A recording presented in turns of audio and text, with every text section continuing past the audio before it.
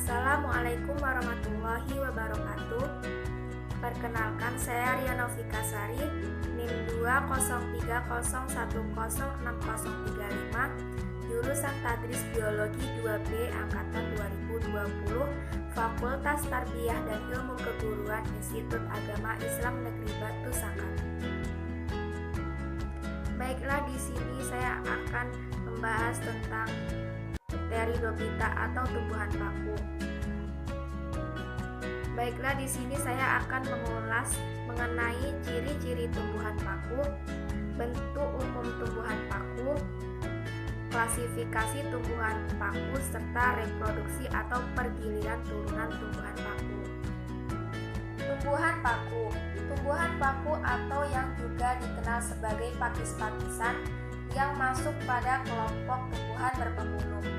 Tumbuhan ini memiliki akar, batang, dan daun sebagai sistem pembuluhnya. Batang tumbuhan paku disebut juga dengan rizom. Tak seperti tumbuhan pada umumnya yang berkembang biak dengan biji. Tumbuhan paku berkembang biak dengan mengeluarkan spora. Baiklah, yang pertama yaitu ciri-ciri Pteridophyta atau tumbuhan paku. 1. Ujung daun mudanya menggulung. 2. Memiliki akar serabut.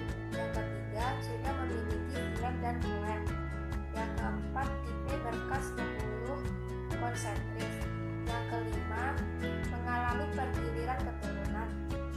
Yang keenam, generasi sporofit berumur lebih panjang daripada gametofit. Yang ketujuh, telah dapat dibedakan akar, batang, serta daun. Yang kedua, bentuk atau struktur tubuh tumbuhan paku. Yang pertama, akar. Akar bersifat seperti akar serabut. Ujungnya dilindungi kaliktera yang terdiri atas sel-sel yang dapat dibedakan dengan sel akarnya sendiri. Yang kedua, batang. Pada bagian batang, jenis tumbuhan paku batang tidak tampak karena terdapat di dalam tanah berupa rimbang. Kemudian menjalar atau sedikit tegak. Jika muncul di atas permukaan tanah, batangnya sangat pendek sekitar 0,5 meter. Akan tetapi ada batang beberapa jenis tumbuhan paku seperti paku pohon atau paku tiang yang panjangnya mencapai 5 meter dan kadang-kadang bercabang, misalnya Alsopila dan Cyathea. Selanjutnya, daun. Bentuknya selalu melingkar dan menggulung pada usia muda. Berdasarkan bentuk, ukuran yang susunannya, daun paku dibedakan antara epidermis, daging daun, dan tulang daun. Berdasarkan bentuk, daun dibedakan menjadi mikrofil, makrofil. Berikut penjelasannya. Untuk mikrofil, daun ini berbentuk kecil seperti rambut atau sisik, tidak bertangkai dan tidak bertulang daun. Belum memperlihatkan diferensiasi sel dan tidak dapat dibedakan antara epidermis, daging daun, dan tulang daun. Untuk makrofil, merupakan daun yang bentuknya besar, bertangkai, dan bertulang daun, serta bercabang-cabang. Selanjutnya, klasifikasi tumbuhan paku. Tumbuhan paku memiliki sekitar 12.000 spesies.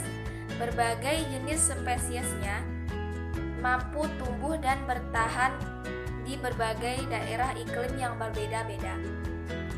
Klasifikasi tumbuhan paku yaitu subdivisi Lycopsida.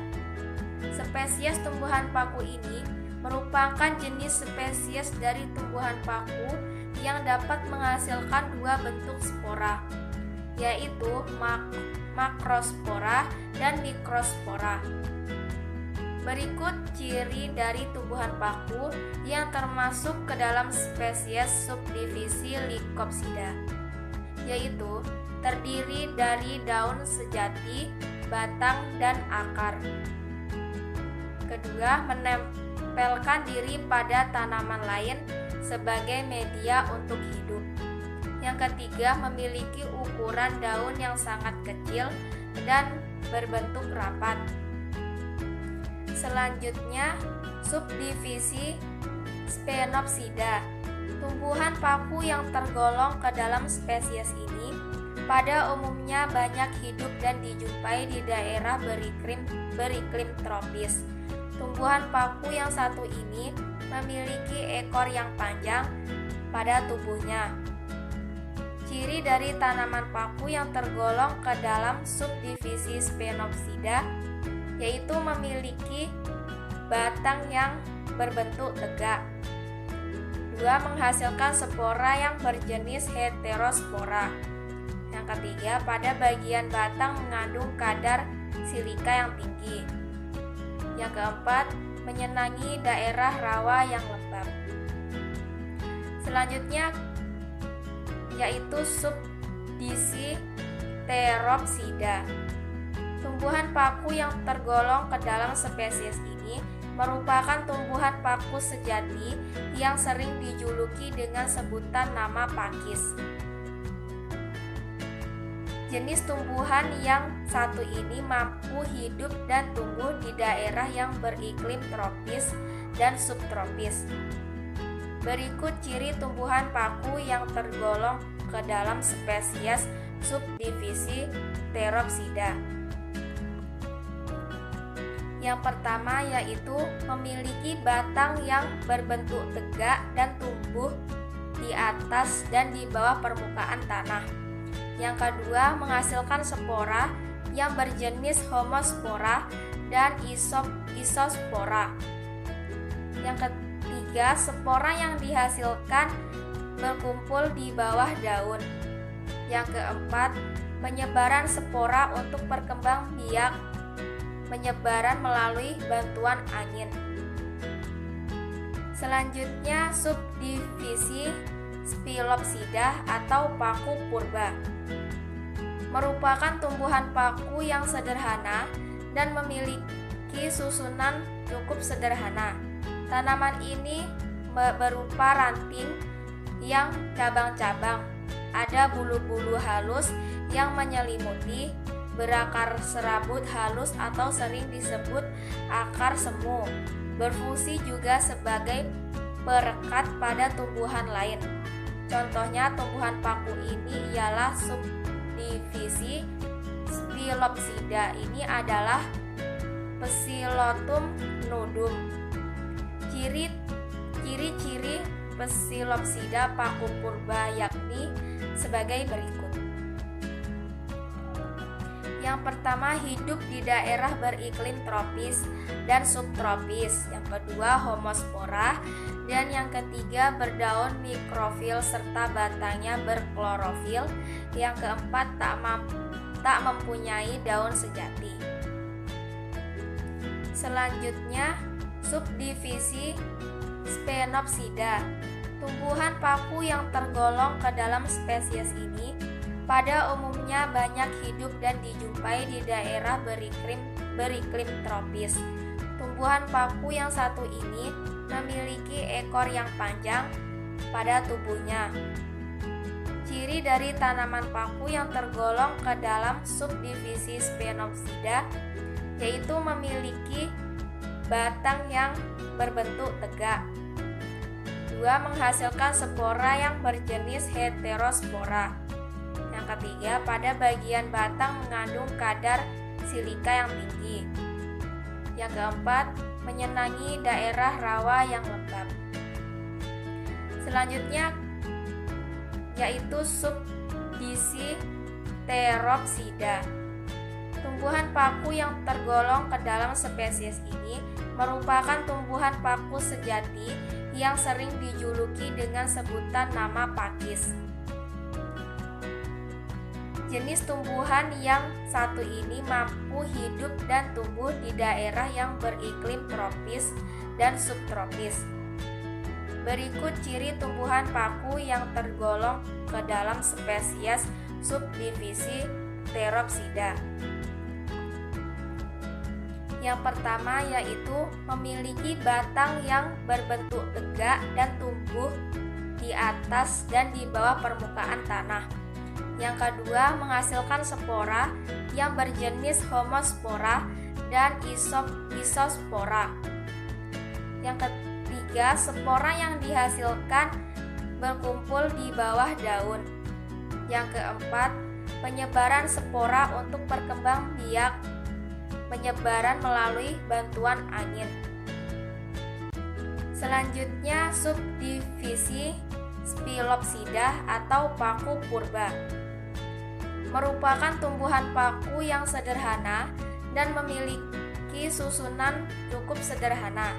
Tanaman ini berupa ranting yang cabang-cabang, ada bulu-bulu halus yang menyelimuti, berakar serabut halus atau sering disebut akar semu, berfungsi juga sebagai perekat pada tumbuhan lain. Contohnya tumbuhan paku ini ialah subdivisi Spilopsida. Ini adalah Psilotum nudum. Ciri-ciri Psilopsida paku purba yakni sebagai berikut. Yang pertama, hidup di daerah beriklim tropis dan subtropis. Yang kedua, homospora. Dan yang ketiga, berdaun mikrofil serta batangnya berklorofil. Yang keempat, tak mempunyai daun sejati. Selanjutnya, berdaun makrofil. Tumbuhan paku berdaun makrofil merupakan tanaman paku yang memiliki daun yang sangat lebar. Tumbuhan ini sangat mudah kita temukan di berbagai tempat. Ciri makrofil yakni mempunyai bentuk daun yang besar-besar, daunnya terdapat tangkai, mempunyai tulang daun serta daunnya bercabang. Selanjutnya, berdaun makrofil. Tumbuhan paku berdaun makrofil merupakan tumbuhan paku yang memiliki daun yang sangat lebar. Tumbuhan ini sangat mudah kita temukan di berbagai tempat. Ciri makrofil sebagai berikut, yaitu mempunyai bentuk daun yang besar-besar, daunnya terdapat tangkai, mempunyai tulang daun serta daunnya bercabang, dan tanaman paku berdaun makrofil sudah memiliki diferensiasi sel. Selanjutnya, reproduksi tumbuhan paku. Reproduksi tumbuhan ini dapat dilakukan secara aseksual atau vegetatif, yakni dengan stolon yang menghasilkan gema atau tunas. Gema adalah anak pada tulang daun atau kaki daun yang mengandung spora. Reproduksi secara seksual atau generatif melalui pembentukan sel kelamin jantan dan betina oleh alat-alat kelamin gametogonium. Gametogonium jantan atau anteredium menghasilkan spermatozoid dan gametogonium betina menghasilkan sel telur atau ovum.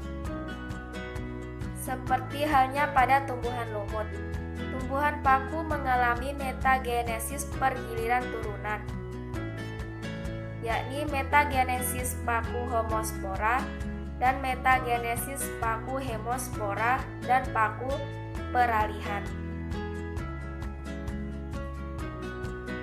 Pada metagenesis tumbuhan paku, baik pada paku homospora, paku heterospora, ataupun paku peralihan, pada prinsipnya sama. Ketika ada spora yang jatuh di tempat yang cocok, spora tadi berkembang menjadi protalium yang merupakan generasi penghasil gamet, atau bisa disebut sebagai generasi gametofit, yang akan segera membentuk anteredium yang akan menghasilkan spermatozoid dan archegonium yang akan menghasilkan ovum.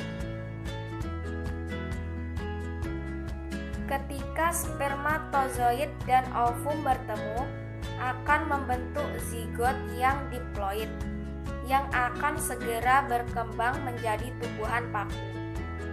Tumbuhan paku yang kita lihat sehari-hari merupakan generasi sporofit karena mampu membentuk sporagium dan akan menghasilkan spora untuk perkembangbiakan.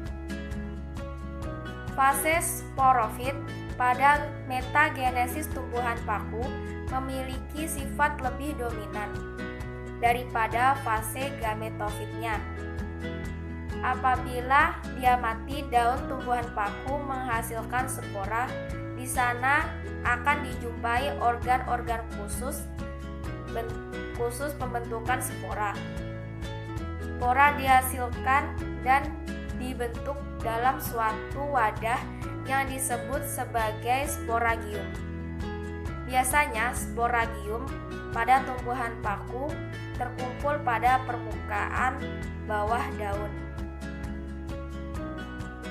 Baik, sekian penjelasan singkat dari saya mengenai tumbuhan paku atau Pteridophyta. Semoga bermanfaat. Wassalamualaikum warahmatullahi wabarakatuh.